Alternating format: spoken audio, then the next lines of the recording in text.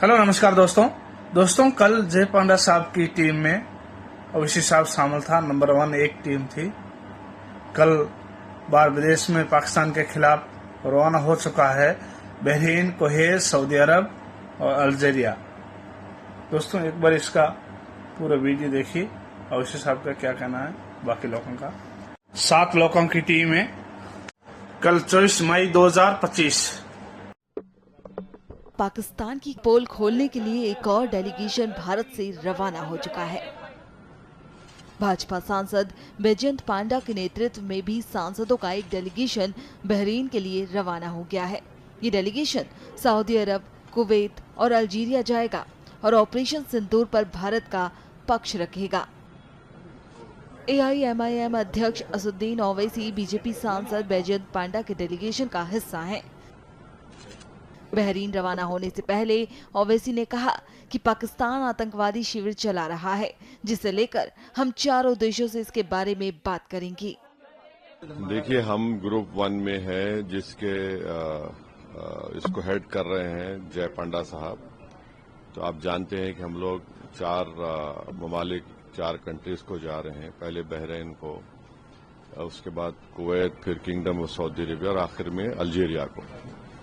तो अब जाहिर है जो पहलगाम का वाकया हुआ, दर्दनाक वाकया, और जो पिछले कई बरसों से आप और हम जानते हैं कि हमारे पड़ोसी देश पाकिस्तान अपने ही मुल्क से टेररिस्ट कैंप्स को चलाता है, उसकी सरपरस्ती करता है, उसको सपोर्ट करता है, और फिर ये लोग हमारे मुल्क में आकर यहाँ पर टेररिस्ट एक्टिविटीज करते हैं।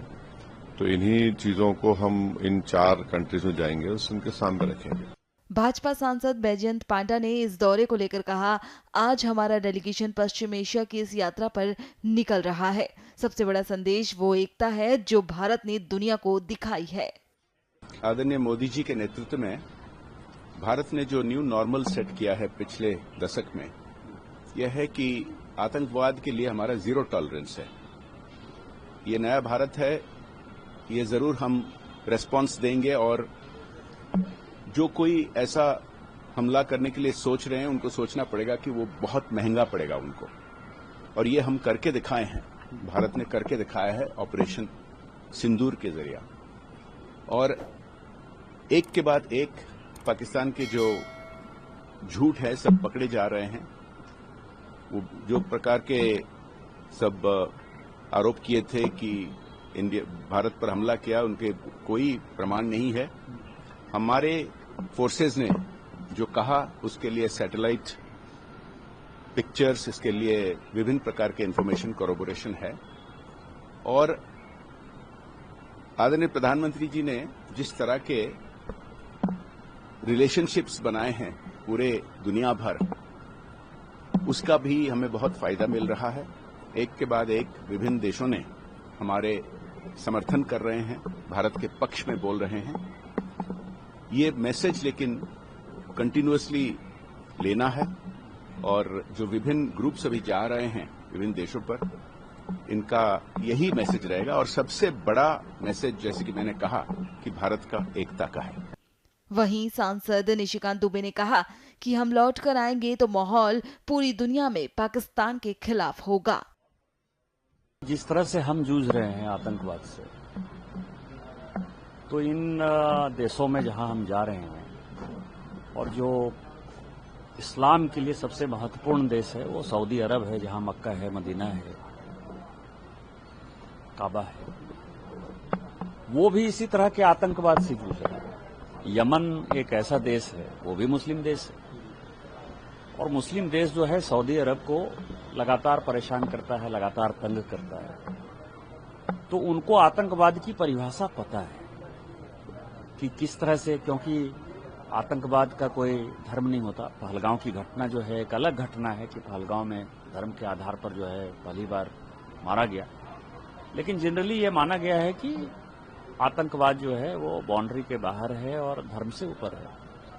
तो हम इन बातों को रखेंगे, क्योंकि सऊदी अरब के साथ साथ ही फॉरेन पॉलिसी बहरीन की भी उसी तरह से डिसाइडेड है, और एक दूसरे के प्रति जो है उन दोनों का कोऑपरेशन है। कुवैत का आपको पता है कि जहां हमको आगे जाना है, कि कुवैत के लिए कितना बड़ा वॉर हुआ, 91 का जो वॉर था वो भी आतंकवादी था, इंटरनल था, उसको कब्जा करने की कोशिश की थी इराक ने। तो ये सारे मुद्दे ऐसे हैं जिसमें कि हम निश्चित तौर पर अपनी बात समझाने में कामयाब होंगे। 78 साल से पाकिस्तान ने हमारे साथ क्या काम किया है, और जब हम लौट के आएंगे तो मुझे लगता है कि माहौल पूरे दुनिया में पाकिस्तान के खिलाफ होगा और आतंकवादी राष्ट्र बनाने की तरफ जो है वो अग्रसर होगा। 2014 के बाद से जो भारत बदला है, कई नेताओं ने कहा, प्रधानमंत्री ने खुद कहा कि अब भारत बर्दाश्त नहीं करेगा और जिसको जिस आवाज में सुनाई देगी आवाज वही जुबान समझाई जाएगी।